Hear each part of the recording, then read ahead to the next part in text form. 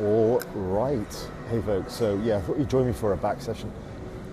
Sunday morning, hitting back. I'm at this new gym. Well, it's not new for me. I used to train here a few years ago, but I've not been here for a while. It's much more of a commercial gym than the previous one, which was the ghetto gym. And this is, I guess, a bit more like Planet Fitness for you guys over in America. The one thing that sticks out at me a lot in this gym is, and this gym is probably more of a representation of how the average population, but it's just a lack of intensity with people training. I don't make it a habit to stare at people or anything, but you kind of look around and you think to yourself, very few people are actually taking sets anything close to failure at all. And that's the big thing that kind of stands out. Now, obviously, I respect everyone's goals here, and because of the nature of the style of gym, not everyone wants to be huge, not everyone wants to be a freak. But there are definitely a large portion of guys here who look like they want to get big. That's why they're training. They've got all the gear and all that stuff.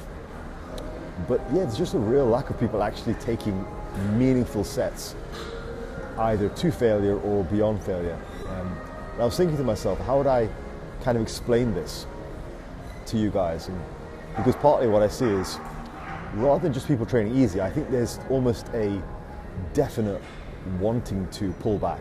That's kind of what I see, like a really sterile training style where people emphasize really slow, controlled movements and really fall off on the whole idea of pushing the sets too hard to failure. So that's what I see anyway. It seems to be a conscious choice of people to train at maybe 0 to 2 RAR with this really slow, exaggerated pause, stretch kind of style of training. It seems to be a conscious choice. It's not just people slacking off. And I thought to myself, well, how do I explain this to you guys? And I thought, well, what if I say to you guys, look, if that's how you train, I mean, not my audience, because I know my audience is more intelligent than that, right? But what if there's people out there who train like this and they've got all the studies, maybe they've even made some progress because they're not quite at the advanced stage yet. But, they're naturals, they're beginners to intermediates. How can I explain this? So I thought, well, what if I told you guys I've got a crystal ball, right? I've got a crystal ball and I can see 20 years in the future. I can see what these guys are going to look like 20 years in the future. Now, would you believe me? Well, it's true. I actually do have a crystal ball. I do have a crystal ball. And this is the idea. The idea is I used to be your age. I used to be 20, 25 years old.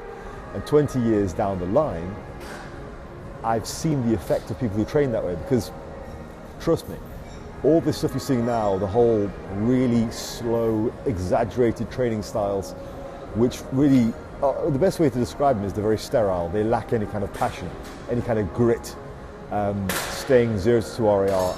All the studies got to back it up and everything. But the thing is, people were doing that 20 years ago too. Like, one thing I've noticed over the course of 25 years of training is there are any number of ways that people have tried to avoid hard work over the course of the last 20, 25 years that I've been active. Back in the day, I remember training with a friend of mine who was a HIIT advocate, and he was doing super slow reps. The idea was to take 10 seconds up, 10 seconds down, and I tried it for a while, and it was terrible. The reps were pretty painful, but the results were just awful, and it was so boring. It was just so unexpressive, so sterile. But the thing is, that kind of training didn't really produce any long-term results at all. And I think for the same reasons that you guys, again, not in my audience, but people out there are going to find that this style of very sterile training where you're lifting in a super slow, controlled way, where you're staying away from failure, that's not going to lead to results you want, because trust me, people have tried it. So 25 years ago, people were doing this HIIT style training where they were going super slow. There were all manner of people who were emphasizing the same things, which they sound different. And obviously now we've got the science and the research, but in practice, it was the same thing. It just was avoiding hard work. And the only thing I could say is that style of training just doesn't net you the results that you want. And so I've got a crystal ball. Me, speaking from the year 2000, can see into the year 2023. And I'm looking at those people now. people who I still see in the gyms or I see online. And that type of sterile, slow training, it just doesn't get them results. So don't repeat the mistakes of the past.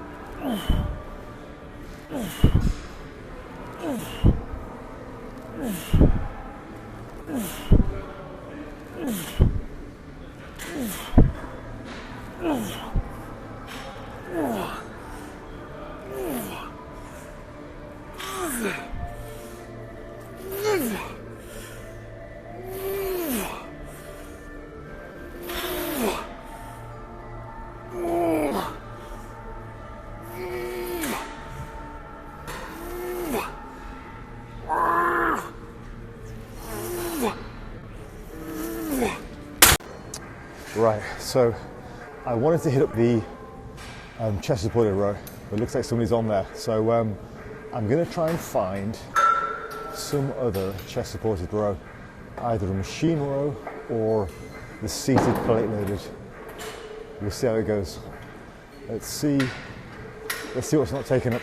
The supported row that I wanted was taken, so no chest supported row for me, I guess. But that's all right. This one's quite nice. It's a double arm, well, single or double arm plate loaded seated row, which is pretty good. I normally do this first thing in a workout, and I'll do it one arm at a time to go really heavy, because I've already got a pretty sick pump from pull downs. So I'm going to go two arm at a time, double overhand, and just go with 3 plates. I normally use about 4.5, and just run the reps up nice and high. That's the plan anyway.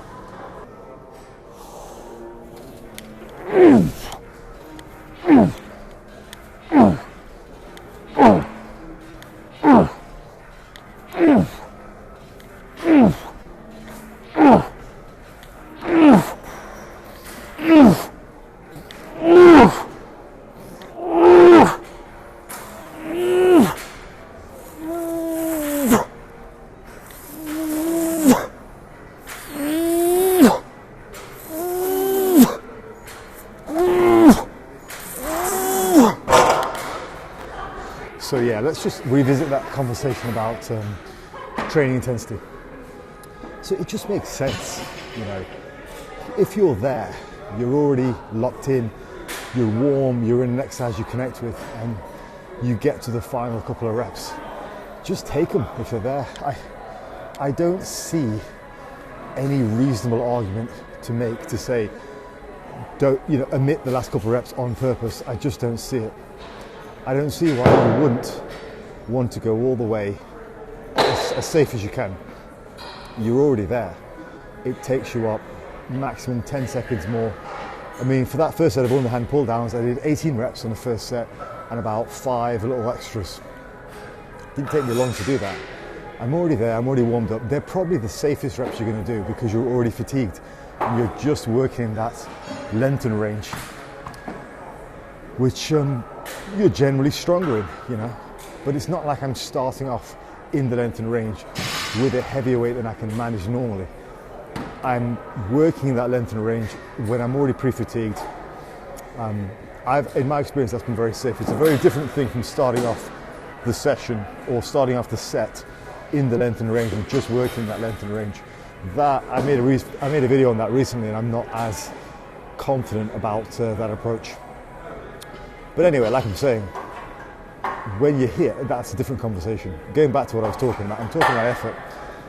Yeah, so I think when you're there, you may as well take it. I mean, a while back, a couple of years ago now, I had a Dr. James Steele on the podcast, and that was pretty much his consensus as well.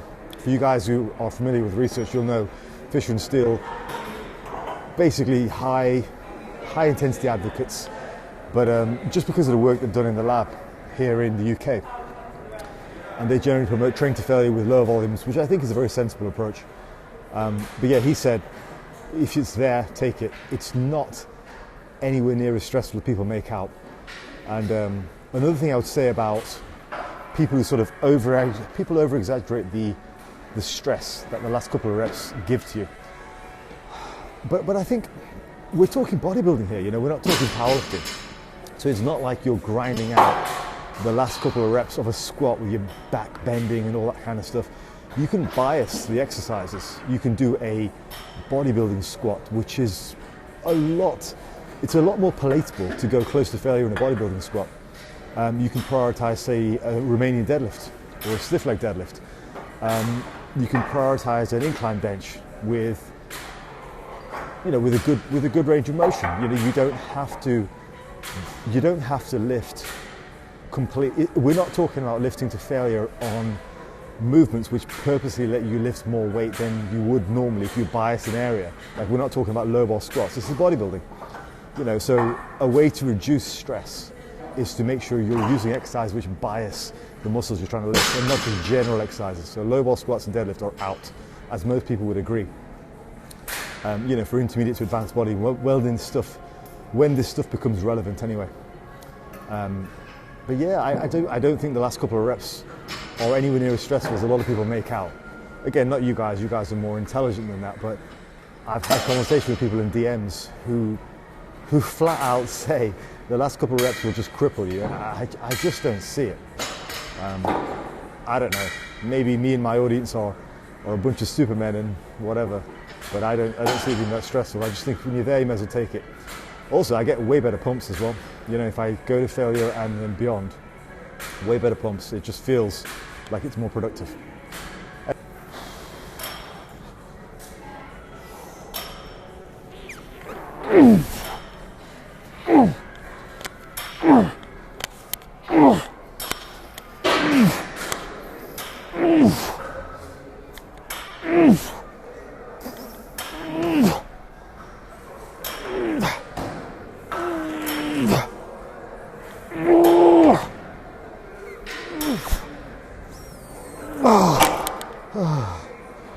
Right, so the assisted pull-up is taken, which is normal. People like the assisted pull-up. Again, because of the type of gym it is, we've got a range of clientele here. And a lot of the older folks seem to like the assisted pull-ups. The chest squatted row, the funny thing about that is, it's in a corner of the gym where the lighting's really good. So a lot of times people will take up the space just to do like dumb shit.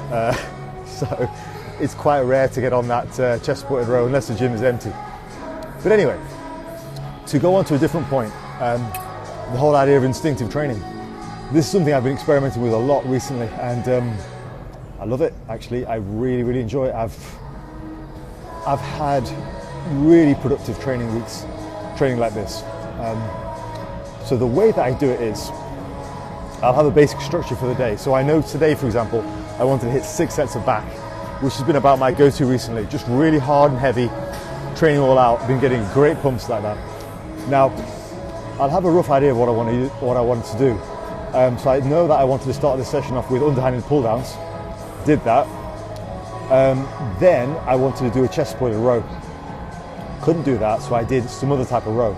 So I've done a vertical plane and I've done horizontal plane. Now I wanted to end with an exercise where I could just emphasize a bit more of the squeeze at the top. Now that was going to be assisted pull-ups, but I can do pull downs on this machine, which is nice and smooth. It just is conducive towards the squeeze at the bottom, and I wanted to go kind of an overhand grip rather than underhand. Underhand is quite nice for power, but overhand grip is a little bit better for the stretch and squeeze. So that was the idea of the workout, and so I was just fluid with it, because I think in the past I would have been adherent to that routine, and I would have been going up to people asking them how many sets they've got left. And typically in a gym like this, people don't like working out with you, so I would have been getting frustrated, and I just wouldn't have had a good time. Whereas now I can just fluidly move between different machines and keep the flow of my workout going, apart from talking to you guys. And so yeah, I mean, it's just way better. I also feel it's a lot easier in terms of stressing my body, my ligaments and my joints. I still get great pumps, I still get muscularly, arguably better stimulation muscularly, but my joints and tendons don't get beat up as much, because I find once you get very used to an exercise, it tends to get to the point where it starts to beat up your joints and ligaments, so I don't get that anymore. which is great for me because I can train even harder. I can take even more advantage of going to failure, beyond failure, all that kind of stuff. And it doesn't stress my body in the same way as it would do if I just rigidly stuck to the same exercises. So it's been a revelation. I think in terms of progression, one counterpoint that I've heard people say is that you have to stick to the routine because of progression. But actually, it's kind of a short-sighted point of view. It sounds like somebody who hasn't really had much experience with this. But it's not like you're doing a whole bunch of just random shit.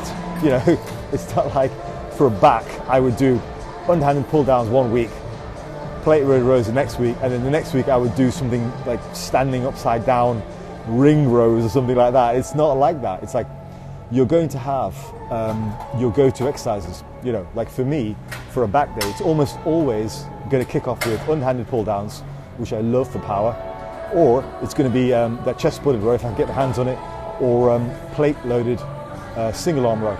Almost always going to be one of those three options. And if you think about it, in your gym right now, especially if you're training at a home gym, this is even more relevant, but let's say you're at a commercial gym. How many options do you have for kicking off a workout for a nice, big, heavy hitter exercise? You don't have that many.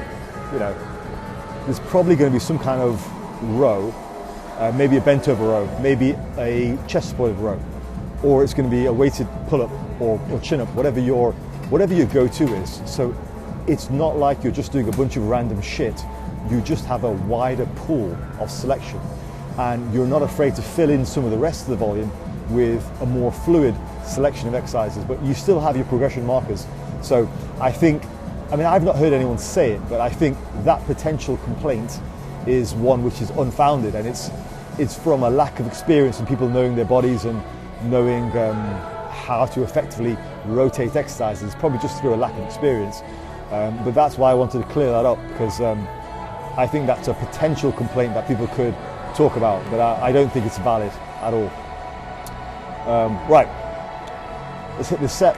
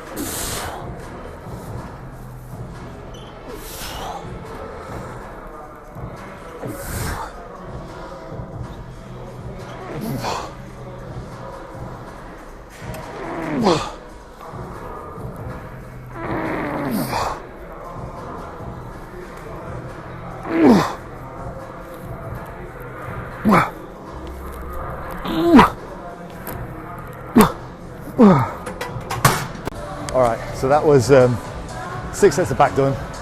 That was really fucking sweet as well.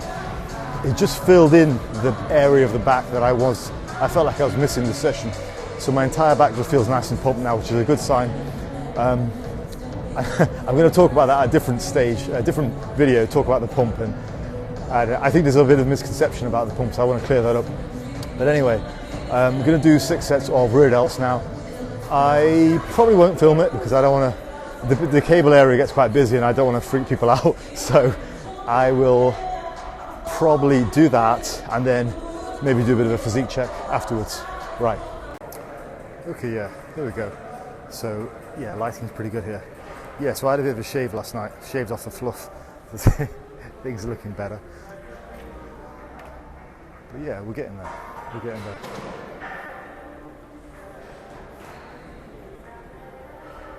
Today was back day and rear delts. Nice thing about the back day is everything just feels pumped. Everything just kind of looks good. So let's maybe have a look from the back as well.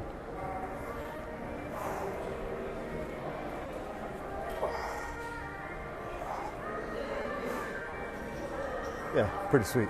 I'll tell you what.